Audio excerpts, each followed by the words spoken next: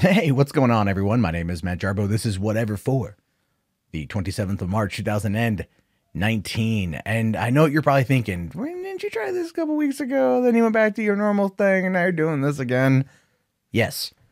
But there's been a couple things that have happened that have kind of ultimately changed my mind just about not only the state of this channel, but just YouTube in general. Things are not right, especially if you are a commentator. We've noticed this over the course of the past couple weeks, ever since the Christchurch shooting. Many friends of mine who were a part of the alternative influencer network have talked about decreasing views and a lack of reach. And this is by no fault of their own. They've done nothing wrong. But unfortunately, as a result of YouTube trying to react to this utterly horrible situation, it always has casualties. There's always collateral damage. And it's my opinion that that's ultimately what is happening here. And as a result of doing the 3 videos a day, every single day, I've kind of grown bored with it, if I'm being honest with you. I've grown bored. I have definitely wanted to move on to something else, something more in tune with my own personal style, and also trying to build more of a community here on the channel versus just one and gun videos that are designed to have the maximum reach and get into the algorithm. That's pretty much what I think my plan has been for a while. And you know what? That's on me for having really screwed that one up. That really is. That's on me for not taking the time necessary in order to foster a community and just continuously grinding without ever stopping to ever smell the roses. And that's an unfortunate factor that a lot of us on this platform have to contend with. We have to deal with it. We have to make sure that we ultimately are aware of what's going on and to not get sucked into the trap, sucked into our own rabbit hole, so to speak. And that's kind of where things have been right now. And I had my birthday yesterday, and I thought a lot about it, and consulted with some people about it, and just generally came to the conclusion that it's time for a change. You might have noticed that I've dropped the Mundane Matt label for the most part, back to using my original name here on the channel and going by different branding almost entirely. And that's by design.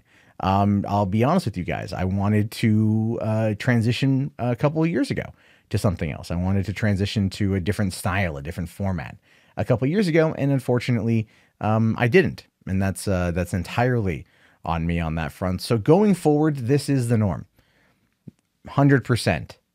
This will be a premiere. This will go out. You guys can watch it. You guys can chat. I will be in when I can. And if that isn't for you, no hard feelings. I'll see you later. Have yourself a great day. And I hope you find the type of content that you are looking for.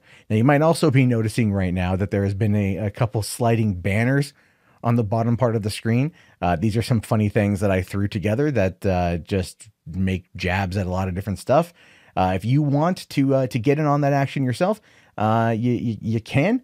Well, we're going to come up with more of an idea for that later on. So in the meantime, enjoy those. Hopefully you get a kick out of a few of them, and new ones will always be getting added in. So first things first today, let's take a look at the thumbnail that's on the screen. Obviously talking about Cardi B, because Cardi B, this story that broke yesterday, holy crap, guys, holy crap. It's wild to think that Cardi B has really fucked up this bad, but she did. It says here that Cardi B says she robbed men because she had limited options. Doping somebody, robbing somebody, general thievery, douchebaggery because you had limited options is not an excuse, especially now that you have unlimited options, right? This is a situation where Cardi B is like, I had limited options back then, so I used sex and drugs in order to rob men in order to get by. But now that I'm worth millions and millions and millions of dollars, and I've had songs break the top 10, 3 of them in a year, I'm not actually going to give anything back. I'm not going to do what I can to find these men to repay my debt to them. Of course not. Of course not. It's limited options. So please just move on to something else. Seeing here that after a video surfaced of Cardi B admitting to robbing and drugging men, the singer is explaining herself. In a clip from an Instagram Live recorded 3 years ago, She says, I had to go strip. I had to go, oh yeah, you want to fuck me? Yeah. Let's go back to this hotel. And I drugged N-words and robbed them. And that's what I used to do. So she was a stripper. And she met guys who she flaunted with, who she gyrated on, who she, were willing to spend real money on her. And she teased them. Says, come back with me to my place or a hotel and we'll get down and it will only cost you X amount of money. Now, remember, if there's going to be a stripper, if you're going to be a stripper, you have to, vice is a real big thing here. So she got real lucky she wasn't brought up on any of those charges on that. But then she goes back to the hotel. She drugs them and then takes their money. Because, taking advantage of lonely men who go to a strip club, that's worthy stuff. That's good stuff right there. Okay. After horrified social media users responded to the 26-year-old star's confession with the hashtag surviving Cardi B in reference to the R. Kelly documentary Surviving R. Kelly, Cardi took to Instagram to explain her actions. So this ought to be good. Saying, so I'm seeing on social media, an Instagram live I did 3 years ago that has popped back up, a live where I talk about things I had to do in my past, right or wrong, that I felt I needed to do to make a living. I never claimed to be perfect or come from a perfect world, a perfect past, but I always speak my truth. I always own my shit. So you're owning prostitution. You're owning drugging people. You're owning robbery. You're owning burglary. You're owning these things. Okay, that's good.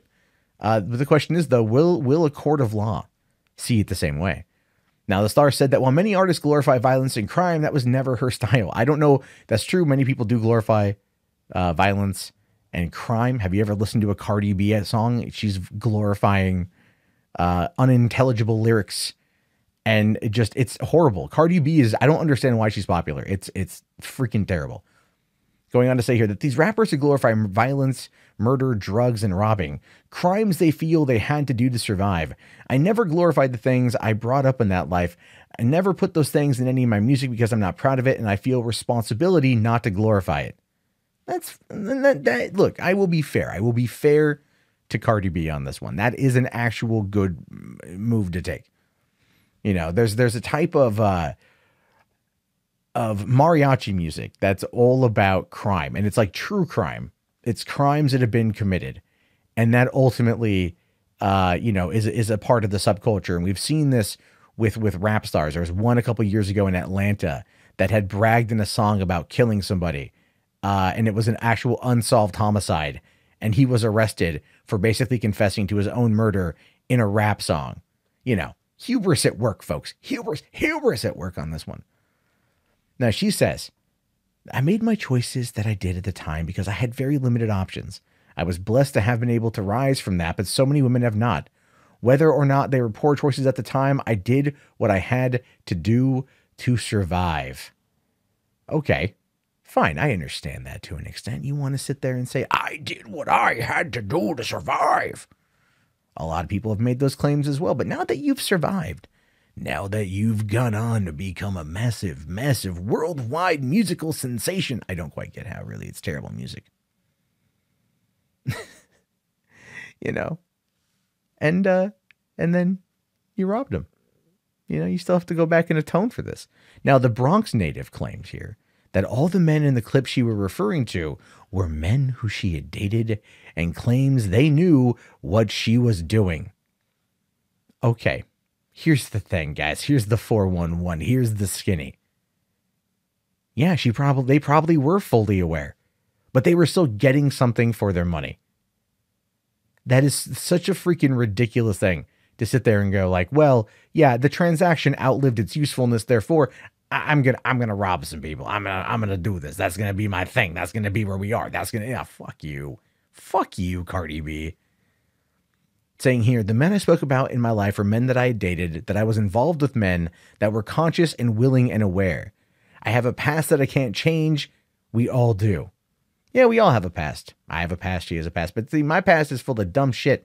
Not getting dudes drugged, whether it's through some kind of Rohypnol or liquor or drug, and then taking their money. These are all men I dated and robbed. They knew what I was doing. They knew exactly what it's no big problem, you guys. These are all men that I was currently dating before I drugged them and robbed them. But of course, says here, all I can do now is be a better me for myself, my family, and my future. This, of course, she has an 8-month-old daughter named Culture. Culture is something that I don't think that her or her child will ever truly have, if I'm being fair. I just don't see that. So what we have here is a situation where a new kind of queen bee rapper admits to several acts of felonious acts, going after people, drugging them, stealing their shit, and saying, well, they and her defense is, I was dating them at the time. I don't think that's how this works, Cardi B. I don't believe that's how this works. I don't believe that's how this whole thing plays out.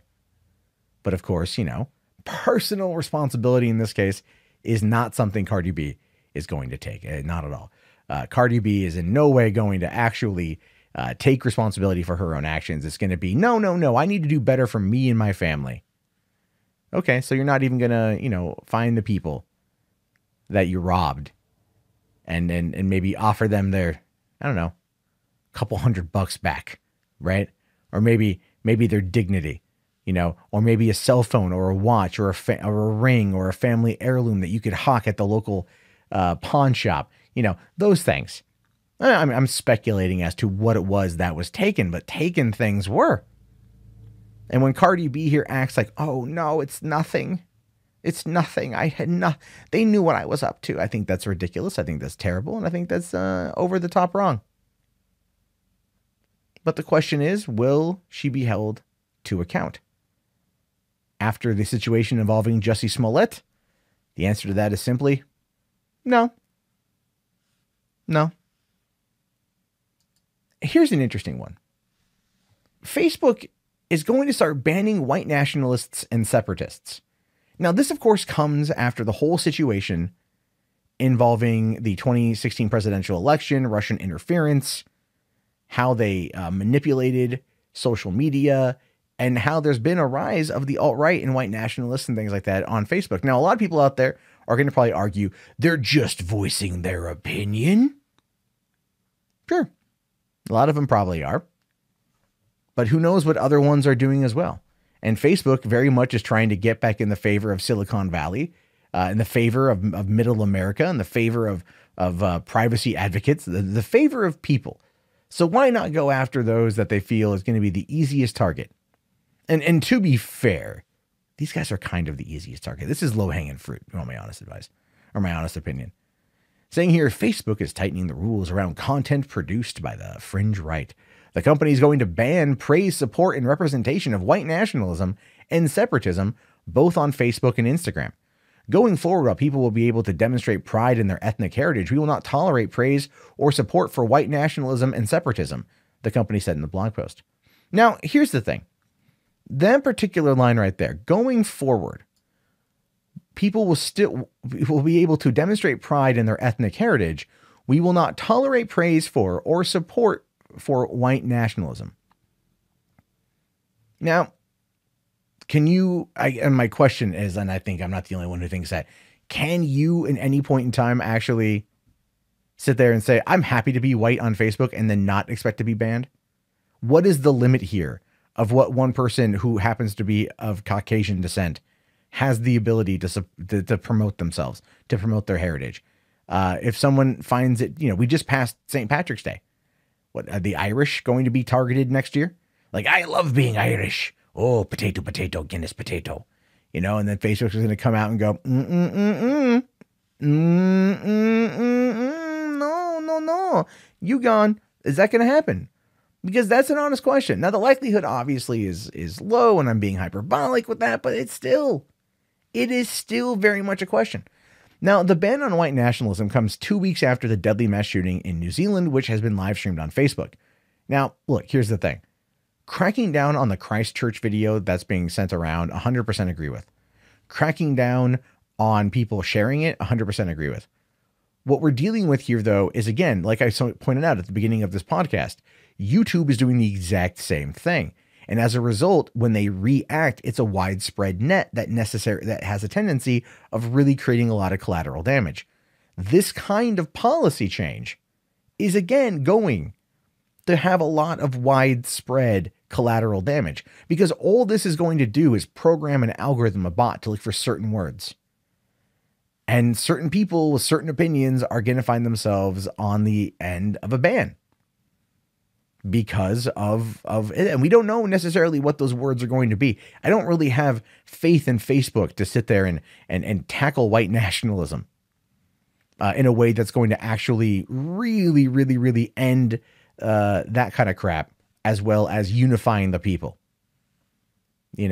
because that's not always how this works. Now, while critics initially focus on Facebook and its competitors' struggles to remove footage shot by the perpetrator, many have since also asked how the kind of ideology shared by the shooter and his supporters is being allowed on social media in the first place. See, again, this is what we're seeing, right? You make the memes, you kill the dreams. That's what it is. I mean, you might have seen the little sliding banner that was Pepe. It says this is still legal in America.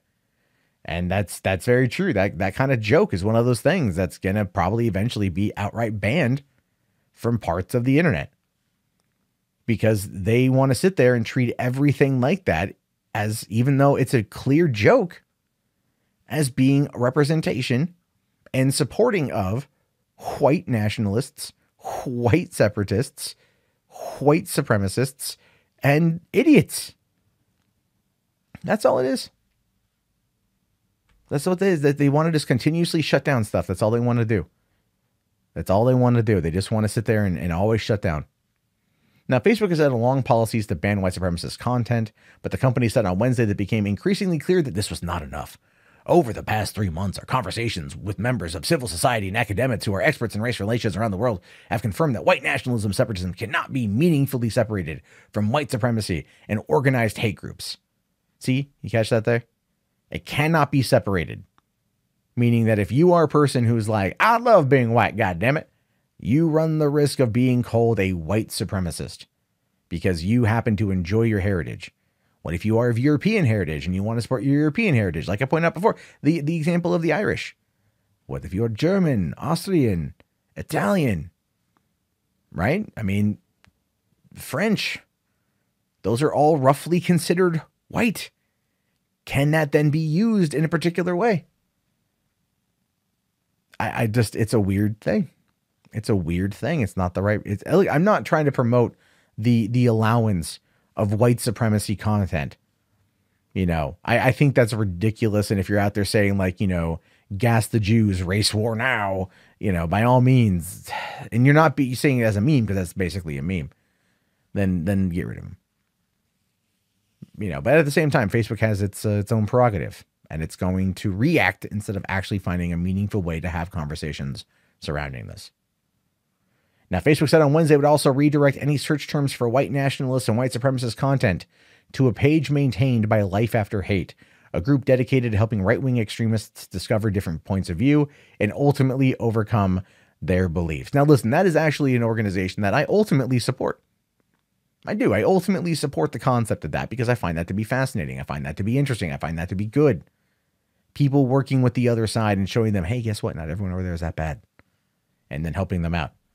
But now, because they're getting this boost from Facebook, I simply await for the person in charge of Life After Hate to be discovered to be a raging anti-Semite. Or a pedo, because that's where things are these days, it feels like. Now, the company also said that it would continue to invest in artificial intelligence to find and remove extremist and white nationalist content, while also addressing some of the shortcomings of the technology, saying here, unfortunately, there will always be people who try to game our systems and spread hate. Our challenge is to stay ahead by continuing to improve our technologies, evolve our policies, and work with experts who can bolster our own efforts. So basically, they're going to work with whoever the hell can give them the best deal on this kind of stuff. I don't know, man. I get it. I am, if it's anything that calls for hate, or I should say for violence, calls of violence and destruction, has no place in modern society. Having a really terrible and shitty opinion you know what? It should be countered with a conversation, which is why I think that life after hate thing's probably the best course of action. But there's a lot of people out there that are going to sit there and scream censorship, and Facebook is, you know, doing away with free speech and free expression, and what right do they have to tell us what we can and cannot put on their platform? Well, I mean, the truth of the matter here is, guys, it's their platform. They can do with it whatever they want, and they will do with it whatever they want. And that, of course, is just where we end up finding ourselves today. So this one here, a little bit interesting. Google is going to be forming an external council to foster, quote, responsible AI, saying that it will help govern facial recognition, machine learning, and beyond. You know, given how many times the Google Content ID system results in false positives, given how many times the bots that automatically flag videos, which is like over 90% of all flagged videos comes from a bot, just as an FYI,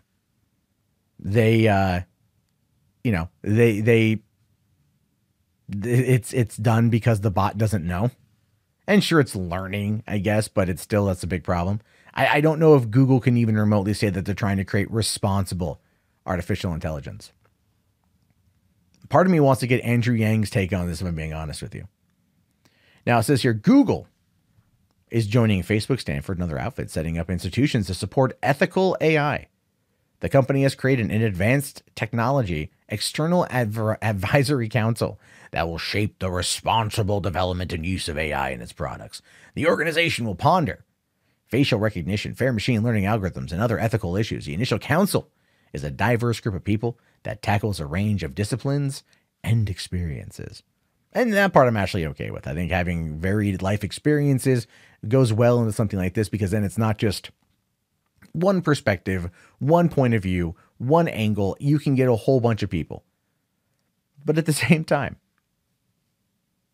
how the fuck do we ever hear about an ethical AI in any bit of pop culture? No, we never do. So ethical AI as a whole is one of those things where you're like, yeah, probably not. Now, the current advisors include academics focused on both technical aspects of AI, as well as experts in ethics, privacy, and political policy. There's also an international focus with people ranging from as far afield as Hong Kong and South Africa. Well, I mean, I can understand Hong Kong and South Africa being parts of this, especially Hong Kong. But the problem, though, with Hong Kong and China is that they have their social credit system. They've got complete artificial intelligent, deep fake created news weathermen and women. And they want to keep a strict control over their populace. So is it going to be an ethical thing to focus on facial recognition while working with a country whose government would use it to actively suppress their people? I think that is a valid question. I think that's a very valid question. I mean, all things considered, these tech companies should be staying way the hell away from places, from places like China. You know, I mean, seriously, it's just stupid. It's so stupid. Anyway, it says here that the ATEAC will hold its first meeting in April and plans 3 more over the course of 2019. While they'll clearly play into Google's, they'll pay Google too, but they'll play into Google's development process. The company will publish summaries of its talks and spur members and to share generalizable info with their existing organizations. The aim is to improve the tech industry as a whole, not just Google's work. Sure. Okay. All right. Fine. Yeah. Let's see how that actually works out. Now, the council's creation follows Google's promise to embrace ethical AI following the controversy over its involvement in the U.S. military's Project Maven drone initiative. So Google gets called out for working with the U.S. military by trying to now work on ethical AI, right? So they can then sell that to the United States military, right? So it's a drone flying somewhere over the Middle East or wherever we have our enemies, which, let's face it, is everywhere. And the drone scans a village looking for insurgents. Discovers there's a wedding of people. There's a wedding. And they determine that there are 5 out of 30 potential targets inside this group of people. Does it blow up the wedding? Or does it attempt to wait for the people to get away from everybody so they can then drone strike it ethically and only have limited collateral damage? Because let's face it, that's where things are going. Now, hey, listen, if we could put this kind of drone, this type of AI to use and create sniper drones, that'd be dope as fuck. Let's just be fair about that one, right? You would never know. A drone flying overhead can target you using facial recognition and then just one-shot you. 360 no-scope your ass from like a very far distance. Now that to me is frightening, but also kind of cool. I'm not going to lie. It's kind of cool. But in the meantime, I don't really look to Google to form a council to foster responsible AI.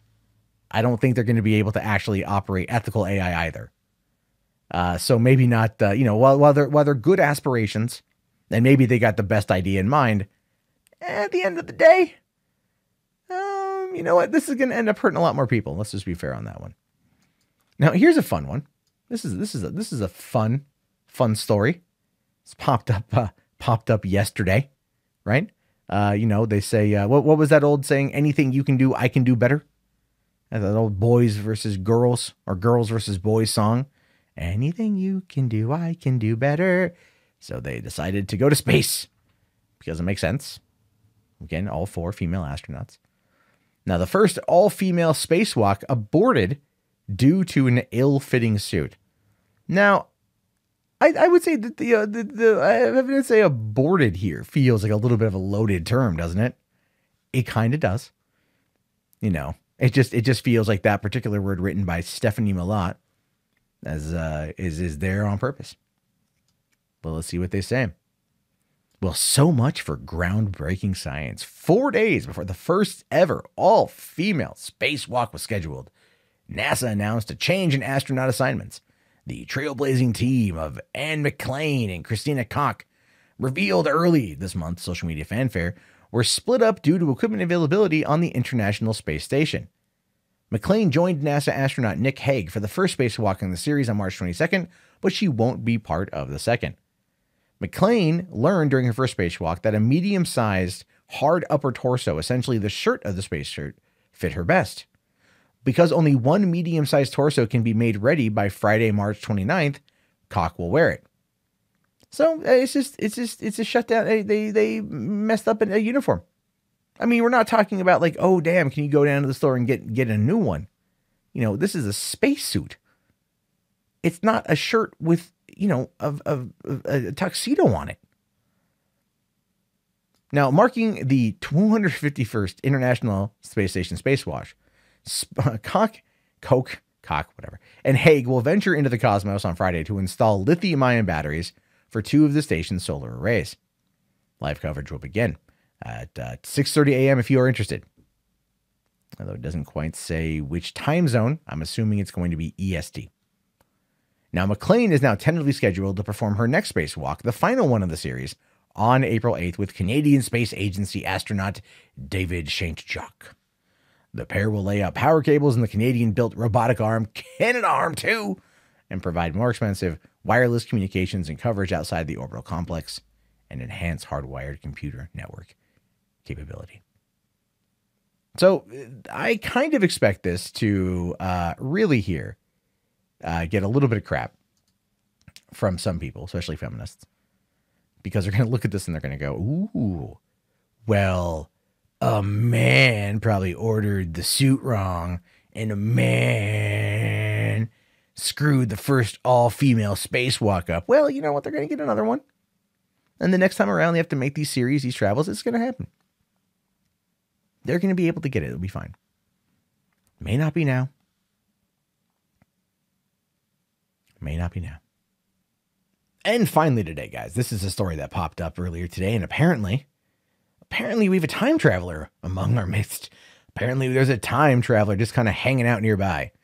This time traveler came from the year 2045, who just from the blurred out face and bowl haircut, the ginger to me feels like he's probably no more than late teens, early 20s, but apparently knows who will be president. A man claiming to be a time traveler allegedly passed a lie detector test and made a surprising revelation about who will be the U.S. president in the future.